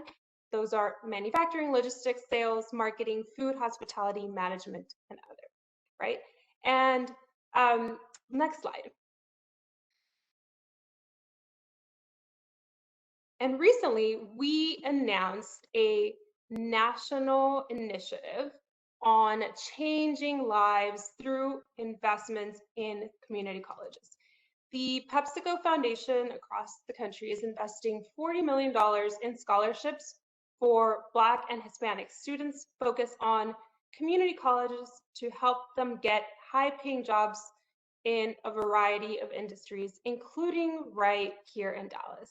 So over 5 years, we believe this program seeks to provide 4,000 students across the country to help them gain skills for jobs in growing fields like cybersecurity, IT, engineering, manufacturing, and management, and based on their career goals. We believe that this will help students for success in the job market.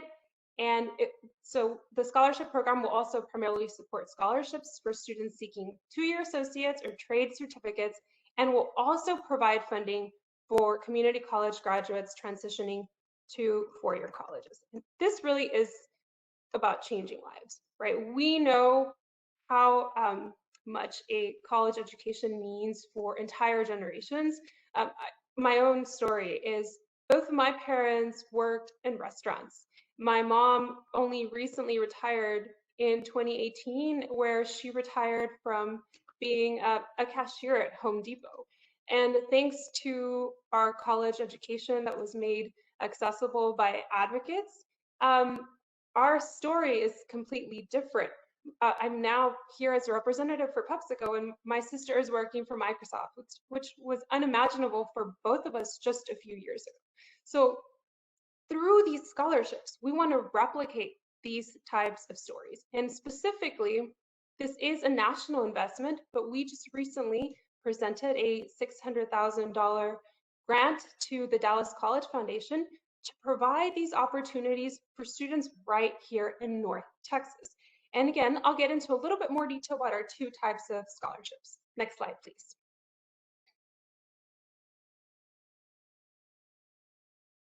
Now, the first scholarship is called our PepsiCo Uplift Scholarships.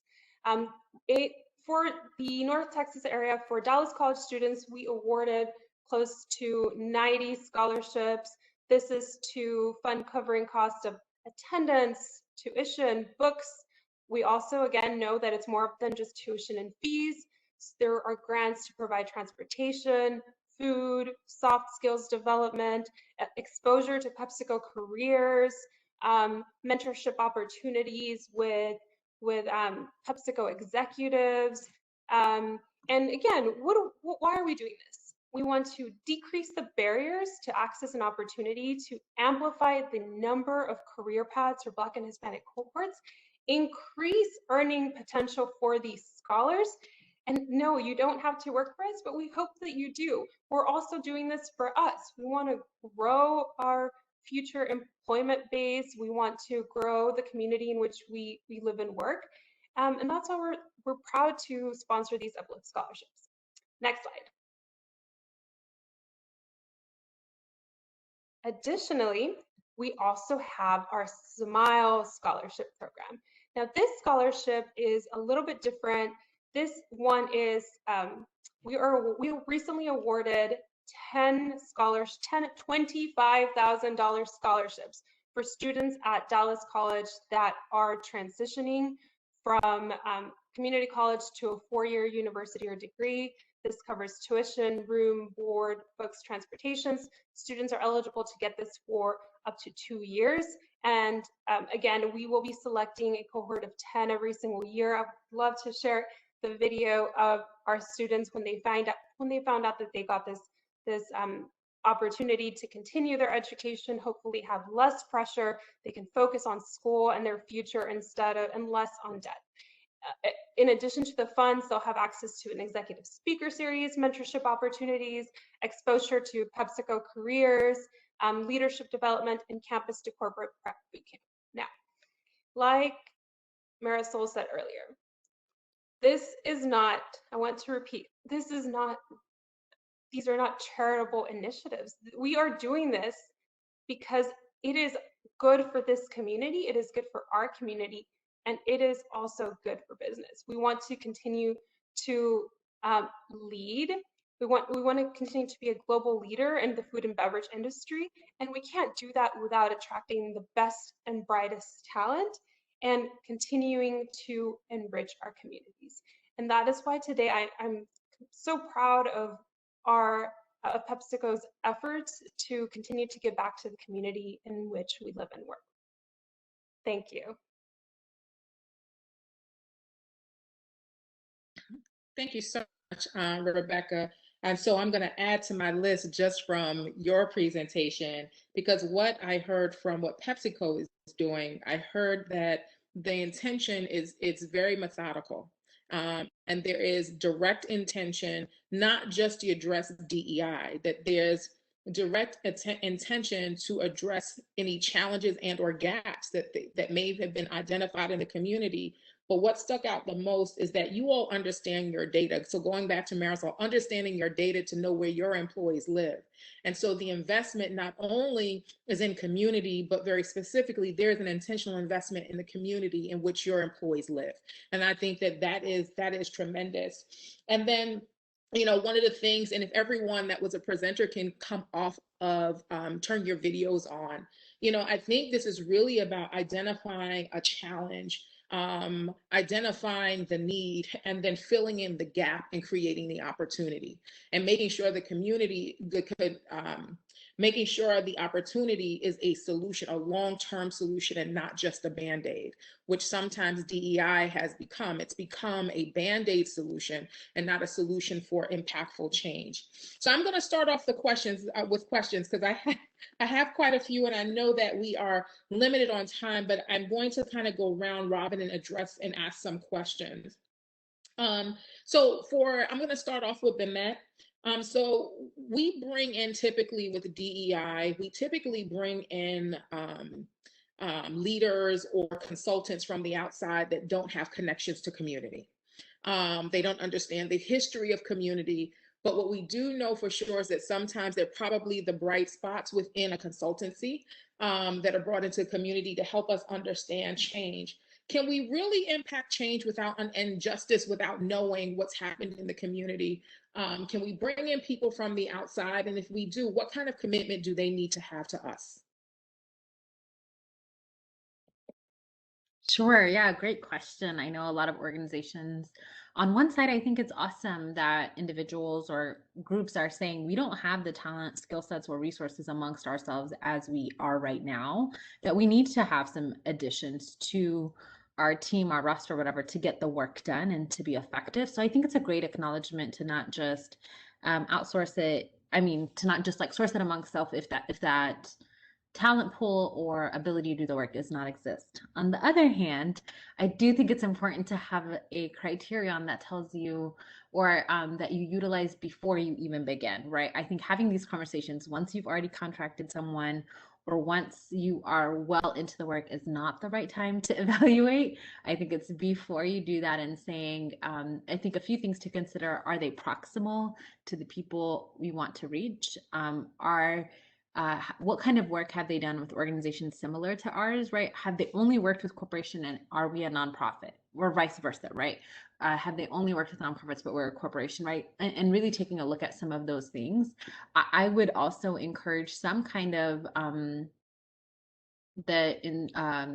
implementation of an advisory committee that is solely community leaders and members who are not on your board or your staff, that their purpose is just to be honest, just to give you the truth. I think particularly with large organizations, I see a lot of internal dialogue happening, and especially departments that have like 100+ people, like we use so much internal language and we just talk amongst ourselves, and these cultural norms have permeated so much that we don't even know how to dismantle or identify when something has gone from interpersonal to systemic.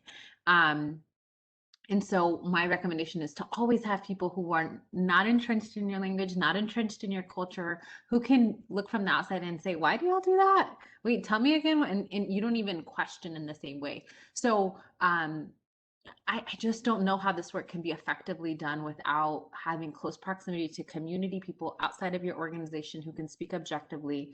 And to your point earlier, Kim, I don't think this work can be done without history, without the acknowledgement of what is happening even outside of our operations. We don't operate in silos, whether we're a faith institution, a school, right? Like we have our internal org, but that internal organization and culture and policies are affected by what's happening at the state legislature, what's happening in our respective communities. So we have to be knowledgeable about what's taking place right now, and also what has been done and what has been our action towards that.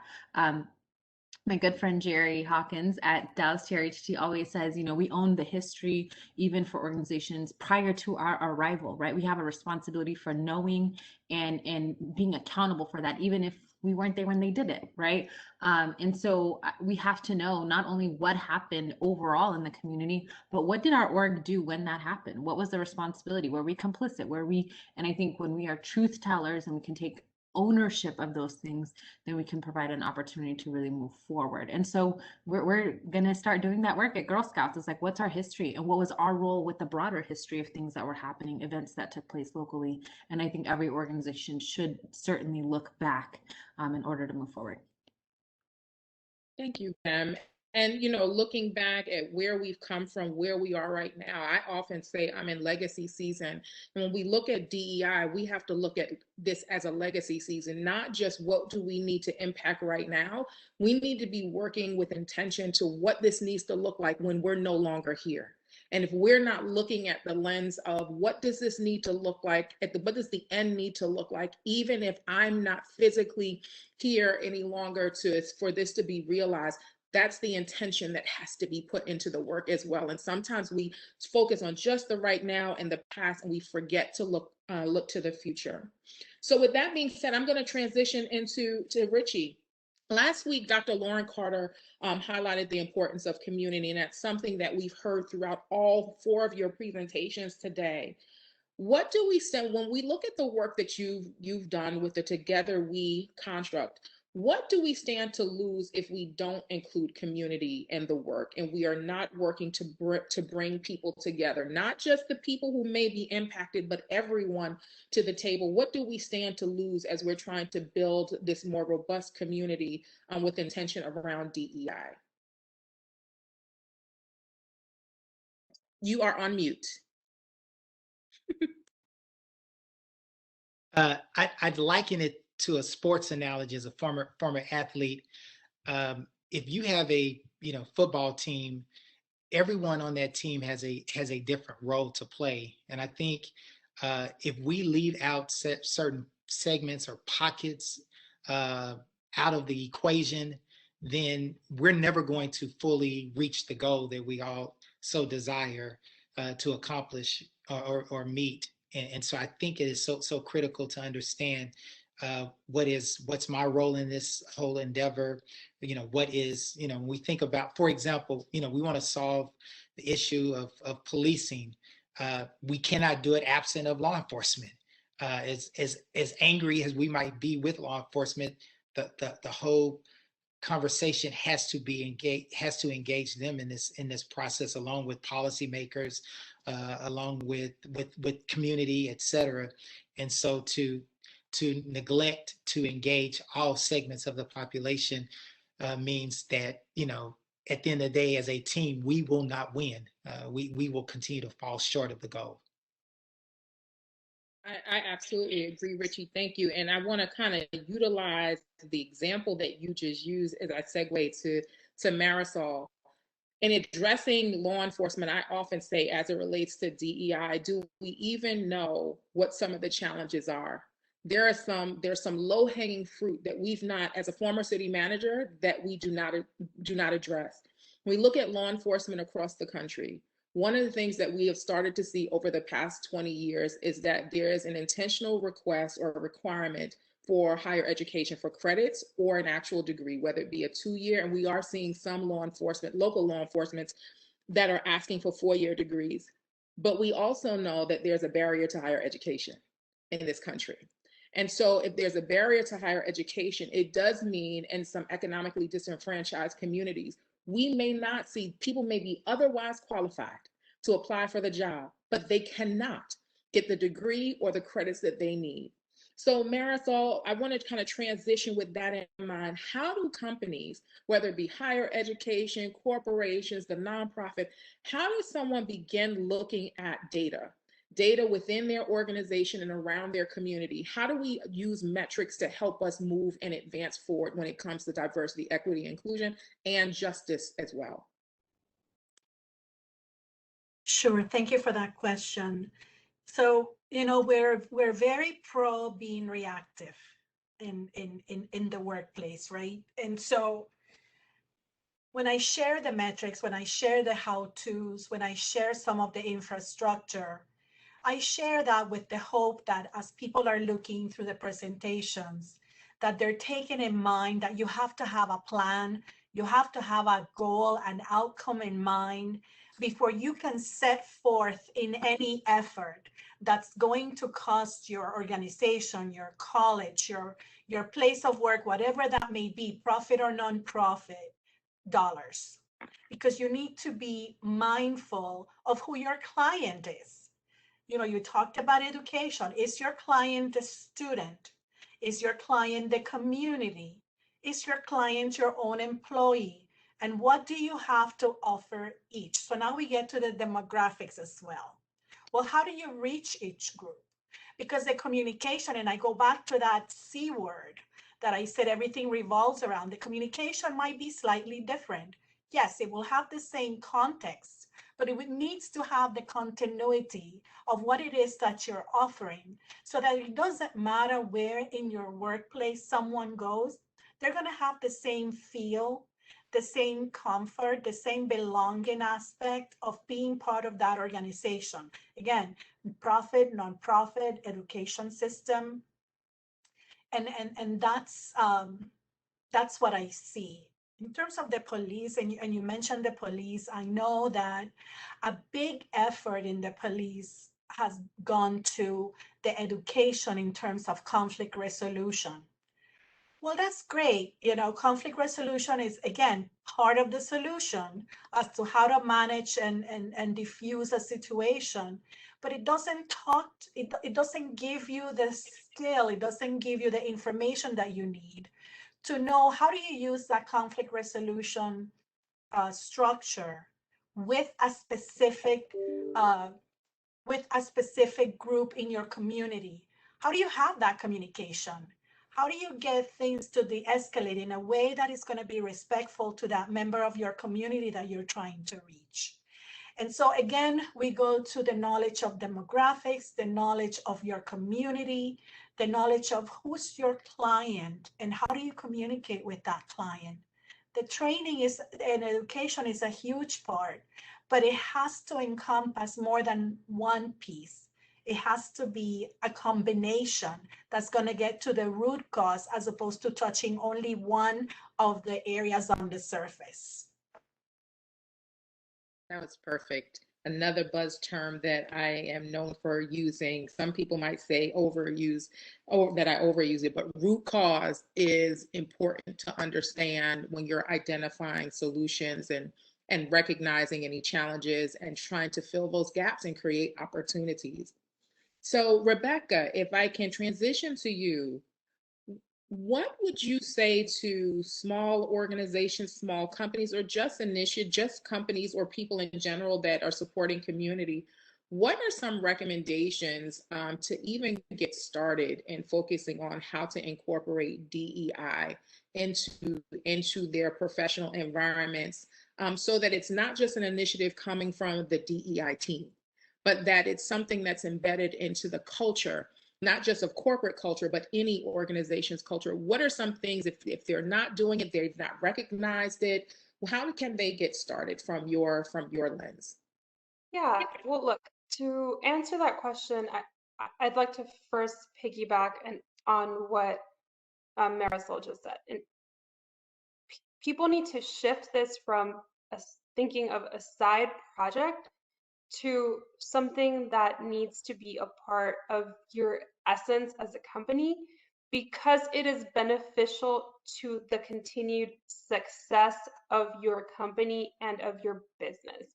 So for us, the reason we started focusing on childcare technical training is because we were looking longer term, right? We were thinking, well, as we start to move, as technology is more prevalent, we are going to need more workers.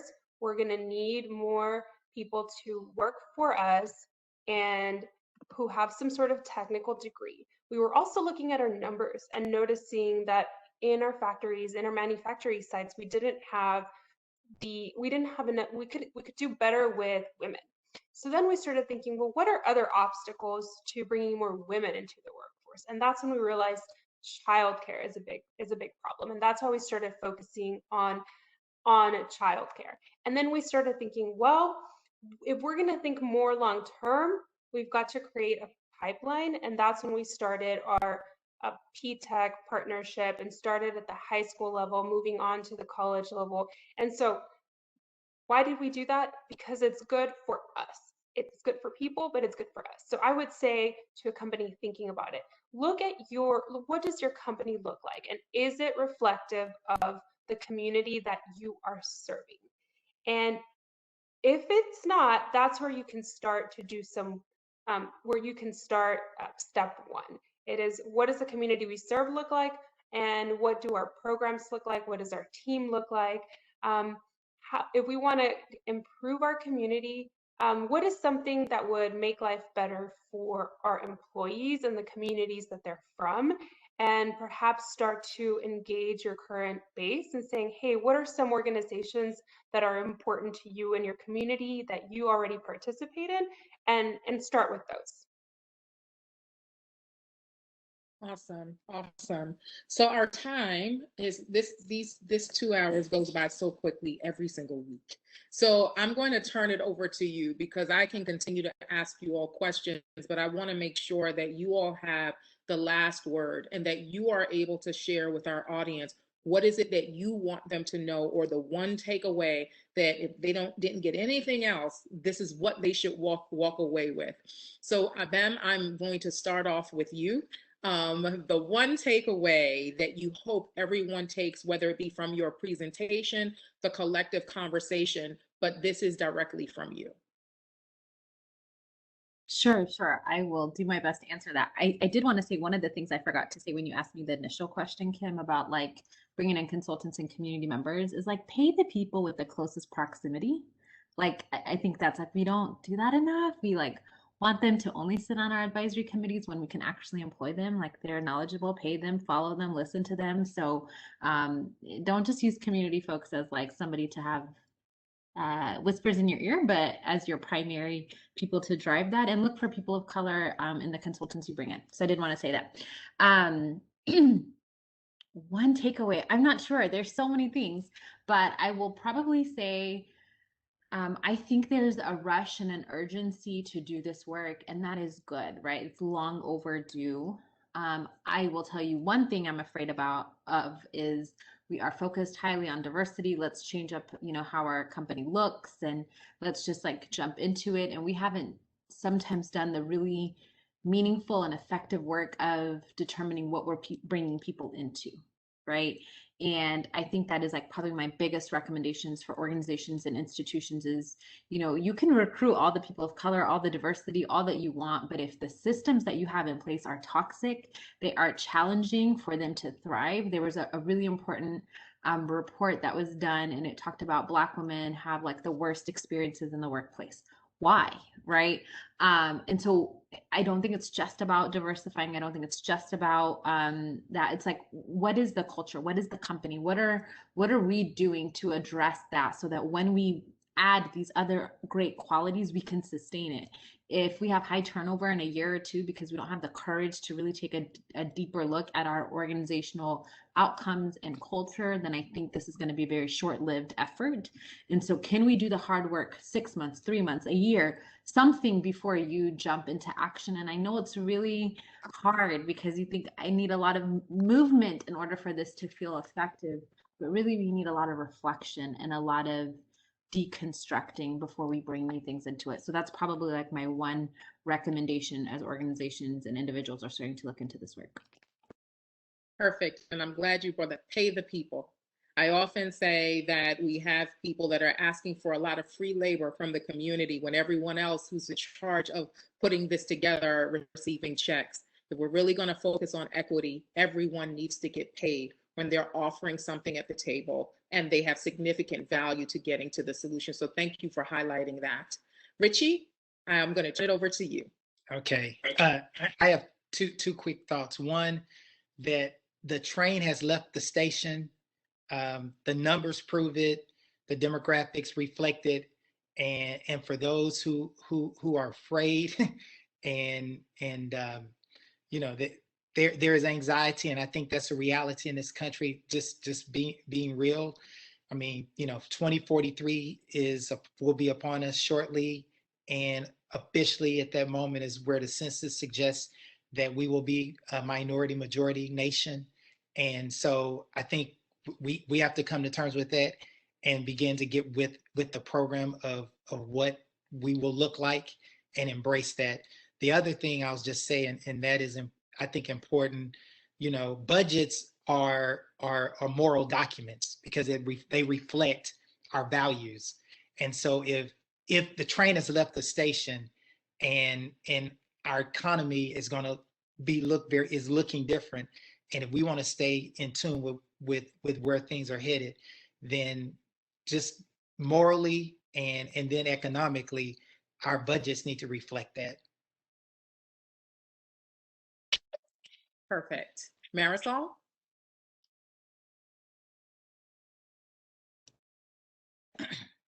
Yes. So for me, if there's one thing that you remember is I want you to remember that the 3 circles graphic that we showed at the beginning in terms of solutions, in terms of sustainable solutions, we talk about the fact that any solution for it to be sustainable, here we are talking about the journey into the future. How do we get to the future? And for something to get to the future, it must be sustainable. And you must remember the 3 things. If it does not include people, in which you're seeing the equity piece, if it does not include planet, in which you're seeing the environment being supported, and you do not see prosperity, in which the economy for you, for your community, for your city is part of the solution, then you're not, that solution that you may have is incomplete and it's not going to carry you into the future. So you need to rethink, do you have all three components for you to be able to take your efforts into the future? Thank you. And last but not least, Rebecca. We at PepsiCo are told to voice our opinions fearlessly. And for those people watching, once you are in a place where you have a choice, where you can make an impact by speaking up, it's your responsibility to do so. When I first joined the company, my first assignment was to help stop the passage of the so-called bathroom bill. But why did we get there? Because an employee emailed our CEO and saying, I want to know what my company is doing for my family on this issue. I was moved also last year by an email from our now CEO, Ramon Laguarta, and his email announcing our racial equality journey after the murder of George Floyd. He talked about how moved he was by getting an email from a Black associate wanting PepsiCo to step up and do more for the community. And I don't know who it was who sent that email, but I think about this employee all the time because this employee has this person's actions have resulted in so much change, not just for thousands of people inside, but for future employees and for our communities. So whenever you're in a place where you can voice your opinion about something that needs to change, please do so. Thank you. And as I turn it over to Matt, I want to thank the four of you for your presentation and adding to the dynamics of what we've been doing over the past few weeks. And on my closing notes, I'm going to say respect for community is important. JEDI is an asset, justice, equity, diversity, and inclusion. Change is uncomfortable. Budgets have to be put in place because change, although it is costly, lack of change can be your greatest liability. And lastly, to what Rebecca said about voicing your opinions unapologetically, I often say your voice is your currency. And it is important for you to understand how powerful that is. So I thank you all and Matt for inviting me, and I'm going to turn it over to you for closeout. Kim, thank you very much for the tremendous job that you did moderating this event. This diversity, equity, and inclusion forum, not just today, but in the last 3 weeks, has been very beneficial to our city, to the North Texas region. And I've learned so much from these industry leaders, whether you're from a grassroots organization, whether you're a historic civic leader, or you are a young superstar who is dictating policies for the future. I feel very comfortable, and I have confidence that we are going to intentionally ensure that we, as a North Texas region, become the most equitable, diverse area in the country, because we in the North Texas region will be the premier place for people of color and women by 2043, as Richie Butler said. And so we need to create our infrastructures to sustain that. So thank you all for your words. Audience members, people who've attended this for the last 3 weeks, thank you, thank you, thank you. Words cannot express the fact that you invested 6 hours of your time, 2 hours each week on a Thursday in the summer to try to enhance, learn, or just visit or understand different perspectives on diversity, equity, and inclusion. Thank you for your participation. Thank you for your outreach, for your emails, and for your passion to change. Lastly, I want to thank our partners, UNT Dallas, the institution in which I'm able to invest in and academically in higher ed, in entrepreneurship and leadership. Thank you for allowing me, a little lowly professor, to create a program or to be a part of a program that aligns with my passion, and that's getting people together to understand one another.